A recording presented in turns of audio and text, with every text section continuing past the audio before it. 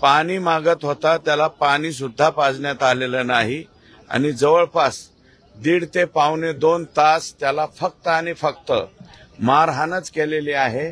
1 inch सुद्धा जागा त्याच्या शरीरावरती मार देण्याची ठेवण्यात आलेली नाही। ज्यांच्या कोणाचे शागिर्द आहेत त्यांच्या आकांनी त्या शागिर्दांना सांगावं की लवकरात लवकर येऊन बिनभाड्याच्या खोलीमध्ये येऊन बसावं। आणि मंत्र्यांची संत्र्याची काय गरज आहे? आमचा 6वा मजला जर पक्का असेल तर मंत्र्याची काय गरज आहे? काय संतोष देशमुख या युवक सरपंचाची ज्या निर्घृणपणे हत्या करण्यात आलेली आहे त्याचे जे फरार आरोपी आहेत, आणखी जवळपास 4 आरोपी फरार आहेत ज्यांच्यावरती गुन्हा त्या ठिकाणी आहे। फक्त पोलिसांचं आमचं म्हणणं, पोलिसांनी आम्हाला असं सांगितलंय की ते मोबाईल आणि गाडी बार्शीच्या इथे सोडून पळून गेलेले आहेत, त्याच्यामुळं त्यांचं लोकेशन ट्रेस होत नाही असं पोलिसांचं म्हणणं आहे। परंतु माझं मत असं आहे की संतोष देशमुखला मारहाण करीत असताना त्याचा व्हिडिओ रेकॉर्ड करून दुसरा कोणाला तरी दाखवला गेलाय तर ते जे मटेरियल त्यांचे जे मोबाईल वगैरे सापडलेले आहेत ते ओपन केले पाहिजेत आणि ओपन करून ज्या कोणाला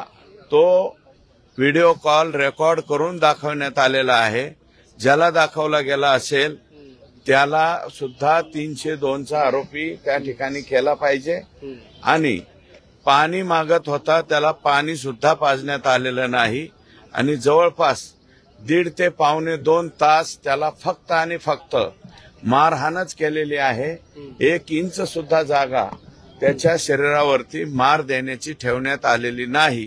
त्याच्यामुळं मी स्वतः माननीय मुख्यमंत्री देवेंद्रजींकडे SIT नियुक्तीची पत्र दिलेलं आहे।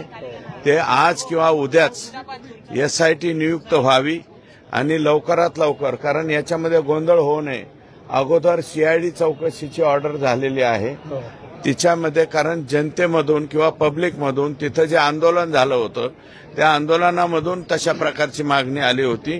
परंतु सामान्य माणसाला त्याची माहिती नसते की CIDचा तपास म्हणल्याच्या नंतर त्यांच्याकडं, मी काही CIDला नावं ठेवत नाही, परंतु पाहिजे तेवढं मनुष्यबळ नसल्यामुळं या इतक्या भयानक घटनेचा तपास त्यांच्याकडे न ठेवता लोकल पोलिसांकडेच त्या ठिकाणी ठेवावा आणि तशा प्रकारचं पत्र दिलंय। आज किंवा उद्या मी रात्री माननीय मुख्यमंत्री महोदयांची यासाठी भेट घेतलेली आहे, त्यांनी आदेशित केलेलं आहे आणि आज किंवा उद्यापर्यंत ही SIT गठीत होईल आणि गठीत झालेली SIT लगेच्या लगे ऍक्शन घेईल। आता सध्या ऍडिशनल SP तिडके मॅडम आणि मीना DYSP हे तपास करीत आहेत।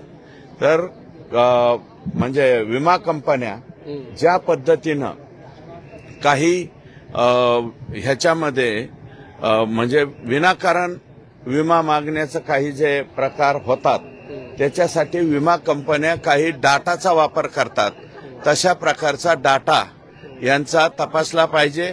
गेल्या 1 वर्षभरामध्ये हे जे आरोपी आहेत यांचे कोणाकोणाबरोबर कॉल झालेले आहेत, कोणाकोणाला किती वेळा कुठं भेटलेले आहेत आणि त्यांच्या अकाउंटवरून काही ट्रान्झॅक्शन झालेले आहेत का, आणि जे म्हणजे पैशाच्या वादातून वगैरे हा खून झालेला नाही।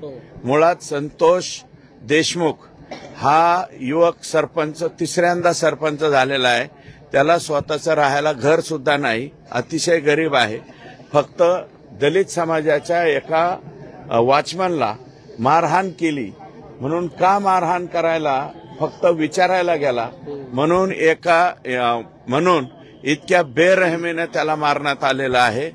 हे जे आरोप आहेत हे आरोपी लवकरात लवकर सापडलेच पाहिजेत, अशा प्रकारचा आमचा आग्रह आहे। काल मंत्री धनंजय मुंडे असं म्हणाले की यामध्ये दुसरा कुठलाही अँगल नाहीये, आर्थिक देवाणघेवाणीच्या वादातून 1 रुपयाची आर्थिक देवाणघेवाण संतोष देशमुख याची कोणाबरोबरही नाही, हे मी ठामपणे सांगतो। मी त्या सरपंचाला, त्या कुटुंबाला बऱ्यापैकी ओळखतो, आम्ही पण जिल्ह्यातच राहणारे आहेत, ठीक आहे, त्यांच्यापासून ते जवळ असेल, परंतु आमच्यापासून थोडं लांब जरी असलं तरी सुद्धा आम्ही जिल्ह्यामध्ये फिरत असतो।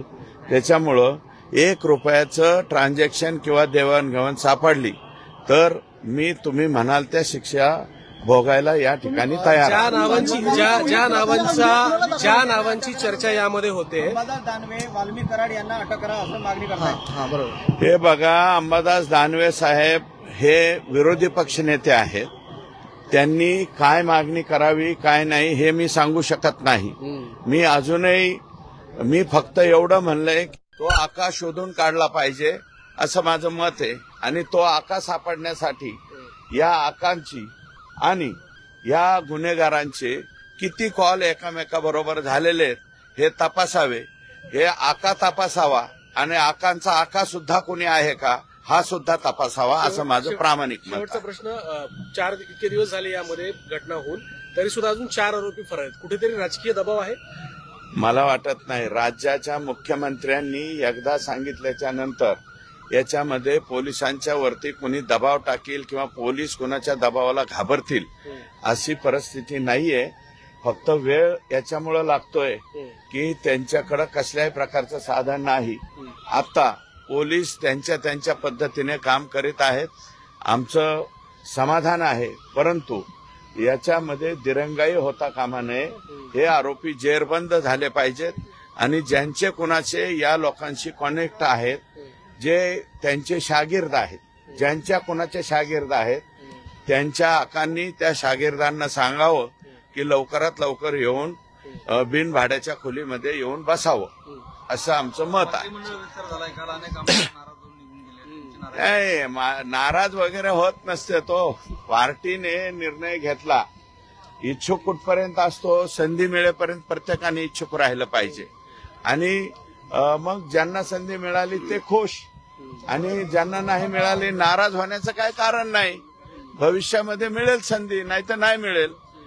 सगळ्यांनाच मंत्रिपद द्यायचे म्हणल्यावर 288 मंत्रिपद इथं तयार करावं लागतील ना. एवढे मंत्रिपद तर होऊ शकत नाहीत. 42च होतात. अंबादास दानवे पण आलेले आहेत. हा, येऊ द्या. माझं झाल्यावर दानवे साहेबांना विचारा. आमच्या दोघांची एकमेकात खिचडी करू नका अशी माझी विनंती आहे. हा, माझं होऊ द्या. माझं झालं असं म्हणा, माझा मी निघून जातो. हा, तर नाराजी वगैरे कोणी काही ठेवू नये. पक्ष योग्य वेळी योग्य देत असेल. कदाचित लायक सगळेच माणसं असतात, संधी सगळ्यांना मिळत नाही. त्याच्यामुळं नाराज न होता जोरामध्ये. आणि मंत्र्यांची संत्र्याची काय गरज आहे? आमचा 6वा मजला जर पक्का असेल तर मंत्र्याची काय गरज आहे? आम्ही 6व्या मजल्यावरती आमचा माणूस बसलाय याच्यातच खुश आहोत.